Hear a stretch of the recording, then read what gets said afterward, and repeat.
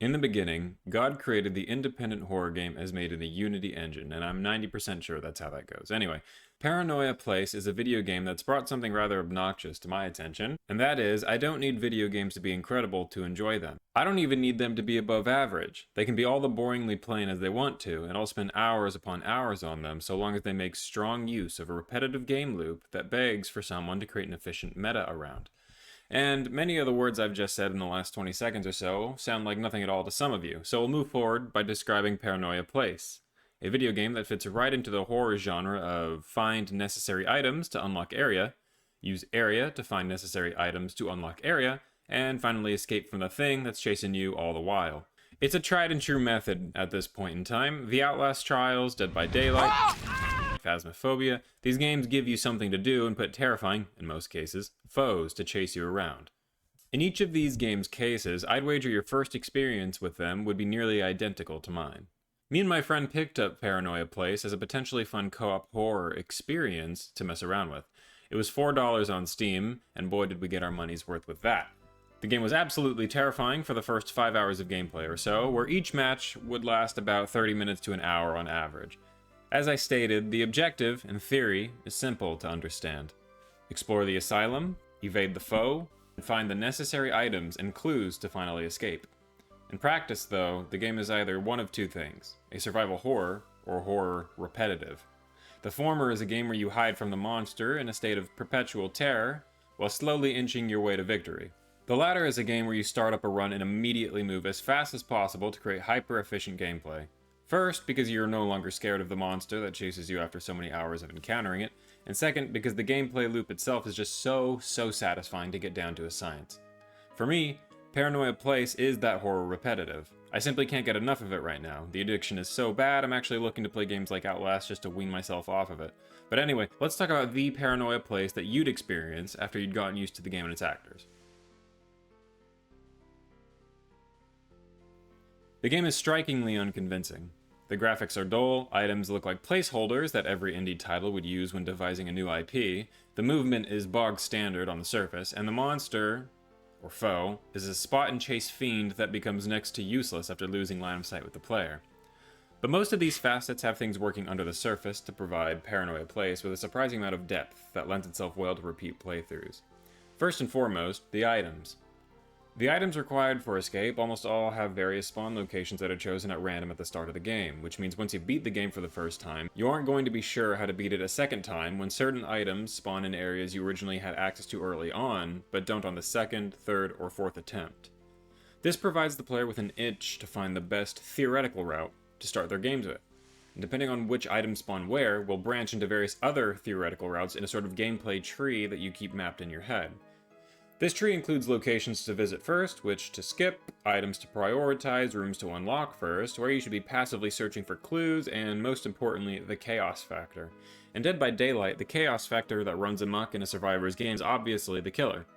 It's the one variable in the game that can ruin a survivor's time, and is the most important player in the game for giving DBD strengths as a game worth playing for more than just an hour. In DBD, tile placement is randomized, structure orientation is randomized, and palette placement is hit or miss, no pun intended.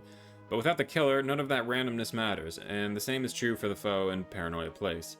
Throughout all the aforementioned theoretical routes you'll map out in your head, the monster in Paranoia Place is a common factor in all of them, and that leads us to our next topic, your foe. The foe in Paranoia is a doctor-looking baddie who likes killing people, methinks. Simple, right? A key part of Paranoia is that he is also, by far, the most random variable in the game, and also, obviously, the most dangerous. This means that in every single theoretical route you map out in your head when playing this game, the foe remains a constant in all of them, as in your totally unpredictable wildcard that can either throw a monkey wrench in your plans or bless you with RNG. Need to get access to a room? Foe is in the way. Take the long route. Need to progress the match? Foe will hear you complete your task, so you'll need to choose between hauling ass to the next area to save time or play it safe and hide. Alternatively, take a picture of foe, who, like me, dislikes being on camera so much that when someone snaps a photo of him, he straight up fucking disappears. Wow. Careful though, the film required to take pictures is so scarce that you may only have access to a couple, the entire playthrough. Not only this, but their spawn locations too are random, so you may or may not have any early on to make use of. To complement this sort of randomness, Paranoia offers the player a handful of ever-present tools to game the foe into acting in an ideal manner. Broken bottles scattered along the ground crunch underfoot and bring foe to your location. The same is true for the sentry victims who, upon seeing the player for an extended amount of time, perform their best impression of Brie Larson in the hit summer film Room. Let me out of here! Both of these hindrances, among others, will pull foe to your location. And I use hindrances with quotation marks, because when I say hindrances, I really mean tools. Because I'm using an otherwise negative aspect of the game to my advantage, you know I'm a very smart lad. So the item randomization provides repetition and depth to playthrough mapping, and foe keeps the game difficult and chaotic. Last up is the movement. The movement is super simple to understand, and I'm not going to pretend like it's Counter-Strike B-hopping levels of difficult to master, but it does have some nice depth to it. First, sprinting. You sprint, you move fast, your stamina drains fast. See? Easy. But there is a sort of B-hop you can incorporate into your gameplay to maximize efficiency. By sprinting and immediately jumping, you retain your momentum in the air. But since you aren't on the ground, the game doesn't recognize your movement as sprinting, and, naturally, you don't lose stamina. Just a little bit of speed. On places where you descend, this is extra useful, since the more distance there is to drop, the longer you exercise some level of energy retention moving forward. So you've got a choice of either burning through all your stamina quickly to gain some extra speed in the short term, or B-hopping from room to room to create a quicker game over the long term. Regardless, you will find yourself in situations where you need to hide from foe, and when closing doors to slow his chase down isn't enough, understanding the mechanics of hiding in line of sight is important, and very, very difficult to understand. It took me months to master the art of hide behind the door. Yep. Just hide behind the door. When he opens it, you'll be behind the door and his line of sight won't touch you, probably, and then you can slip past him unnoticed. So, yeah. The only stipulation here is that foe cannot possibly lose line of sight within the first 3 seconds of a chase or so, which means you're forced to do a little time wasting by skipping over the first room you see so he doesn't just auto-luck onto you from behind the wall. Look, I didn't say the game was super fun because it's difficult, alright? It's just fun. So the movement incorporates some nifty tricks into its layers, and you'll find yourself sprinting from foe while B-hopping and 360 no-scoping doors to close or open them along the way. It's solid. All of these facets of the game, from item randomization, foe chaos, and movement efficiency, all work together to make a game that's just a solid horror repetitive. And there's the explanation for what Paranoia Place is as a game. And there's some other ideas I want to talk about. One of them is the tri-lane fixation. An objective-based game with 3 lanes incorporated into its map or field. League of Legends is the most obvious example here with a top, middle, and bottom lane, and paths in between them that we call the jungle. If that description works for League, then obviously Dota 2 fits right in there as well. Really, any MOBA will fit this description, actually. In Counter-Strike, with the most obvious example being the ever-popular Dust 2 map. And you also have soccer, or football, whichever you prefer, with its field obviously not being designed in any special way, but serving as a great example of how humans just can't be fucked to organize their team versus team tactics into any other way other than, look at these 3 lanes we have. I mean, the field is just a single lane, physically, but if you play soccer, you know that its strategies revolve around the left and right sides of the field generally being used for forward possession, with the middle being used as a tool for link-up play early and to finish a play late. The same can be said for American football, which essentially forces the defensive team to treat the center, left, and right sides of the field as separate entities that can all be accessed through various plays by the offensive team. Hell, even our beloved Castle Wars had this layout, and I'm still not sure why Jagex doesn't revisit this game mode and give PvPers a real competitive minigame worth playing, but I'll digress. The point is that games will try to make maps that offer a tri-lane strategy in them because it presents teams with the opportunity to exhibit solo performances on a micro level, while also working together on a macro level with information gathering, ganks, roams, invades, and rotations. Paranoia Place uses this tri-lane fixation just like any other game, with having 2 side areas that are thin on rooms and item spawns, but are generally pretty safe to hide in.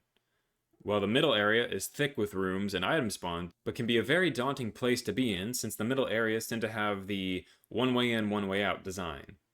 But Paranoia also incorporates an interesting element into its equation that takes this to another level, and that's verticality. The map design I just described to you, with 2 sides and a dangerous middle, applies to 3 different floors on Paranoia's design. The left and rightmost sides of the map are 2 staircases.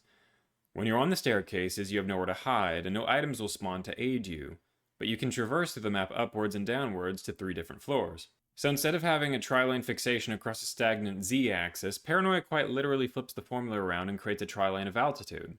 2 side lanes in the form of the first and third floor, with the second floor being another form of the middle of the map, congested and unsafe. And without ruining too much, I'll just say that the middle floor is rather close quarters and even has its own jungle flavor by offering opportunities to travel between floors without use of the staircases. So, to recap, Paranoia features a tri-lane design, both in the horizontal design philosophy that most people will catch on to immediately, but also in the vertical, where more experienced players will know how to make use of both to increase the efficiency of their play.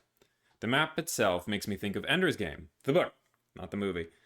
So, in the book, Ender is tasked with commanding a group of would-be soldiers in a sort of space battle room, like a training exercise with zero gravity between the two teams.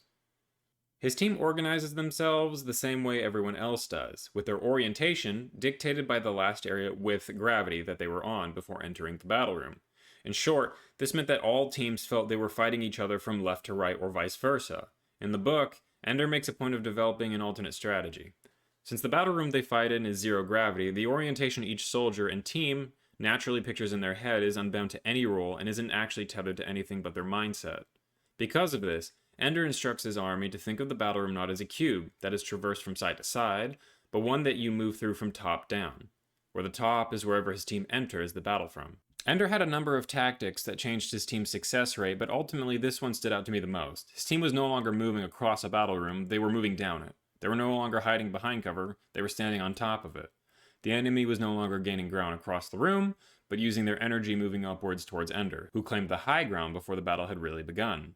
Ultimately, this tactic didn't change anything in reality, aside from Ender and his army's mindset, but the effect it had on a soldier's performances were noticeable, to say the least. There's another example here that took place in real life, and that's with the greatest Barcelona team ever fielded. What the fuck are you talking about? Stick with me here, I promise it'll make sense. Xavi, Iniesta, and Busquets. When these three were on the field, the other team essentially let go of any hope of possessing the football. 99% of this was simply down to the fact that the trio were technically better than anyone else in the world, and I'm not going to pretend like that isn't the main reason. They were just better. But it's also because of their team's malleable orientation. A standard football team will associate their orientation with the field as a forward to backward area. You're either moving forwards towards the opposition's goal, or you're moving backwards or sideways so that you can once again move forward towards the opposition's goal. With this Barcelona team, there were instances every game that exhibited a change from the standard directional orientation. Forwards was no longer towards the opposition's goal, but in whatever direction kept possession of the ball. It wasn't quite the same as a modern team changing directions with the intent of quickly moving the ball back into space for another attack. It was more like a team making full use of a pitch by altering their objective entirely. Xavi would bait defenders into pressuring him before teaching them that it wasn't their job to stop him from getting around them. Rather, it was their job to close all 360 degrees of space that he had access to. Lionel Messi would drop into the midfield and pull defenders out of position. Iniesta would throw himself from the center out wide like he was making an offensive run, only to come back moments later, sometimes doing nothing more than presenting half a magic trick with no outcome for the opponents. Sergio Busquets would trade his central position with the defender momentarily, and then suddenly the enemy team was left wondering what their role was. For most teams, in most games, this resulted in them realizing they couldn't play into Barcelona's hands, and would simply park the bus. Or, in other words, sit back and do nothing but defend close to their goal. Since defending a player who has access to 360 degrees of direction to move in, or marking a player who's playing 3 different positions, is just too difficult to do while staying organized. This principle of a loosely interpreted directional orientation makes football all the more interesting to watch and to play. That doesn't change just because you introduce the principle into a video game. Paranoia Place tries its best to incorporate it into its map design, and although the game is nowhere near perfect, remember what I said about games not needing to be incredible for me to enjoy them, it does a great job of opening up its map and giving the player a strong sense of freedom in its strategic development. It's this principle of giving the player a sense of possession over their own strategy and the complexity with which one can orient themselves on the map relative to their objectives that turns Paranoia Place, an arguably below average horror survival game, to a rather strong horror repetitive. Let's talk about Dead by Daylight. The endgame conversation surrounding DBD is one of quality. Survivor mains complain about bugs and bad teammates, and killer mains complain about not being allowed to play the game, and this has been the case since the game's inception. Both of these facts coalesce into a blunt discussion about the game's overall quality. I'm not here to talk about that. I'm here to talk about the previously discussed concepts and how they relate to DBD. DBD is a horror game for maybe the first 5 hours you play in it, just like Paranoia. After that, it becomes an interesting game of practice, and then it becomes fun.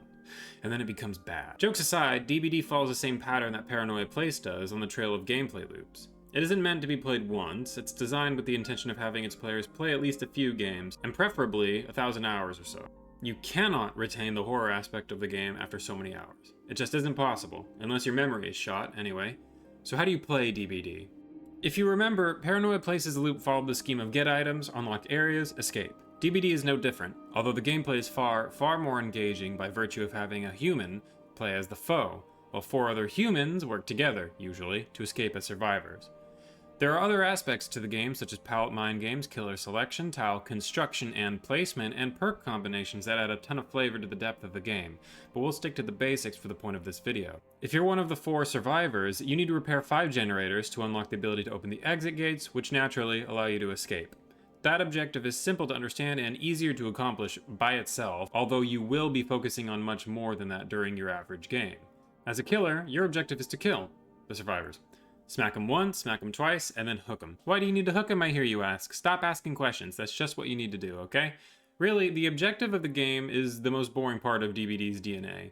What happens between repairing generators and hooking survivors is what's addicting about the game. And unsurprisingly, it's the most inconsistent part of it. Just like how Paranoia Place is fun because of the randomized item spawns and foe behavior, DBD is fun because of the randomized tile spawns and chases you experience with the killer, who is far more dangerous than the foe in Paranoia. The tri-lane fixation does play into DBD's meta development a little bit, with experienced killers almost always opting to avoid the left and right sides of the map, or in other terms, the outsides of the map, entirely, while waiting for the survivors to be forced into the center in the interest of their own time.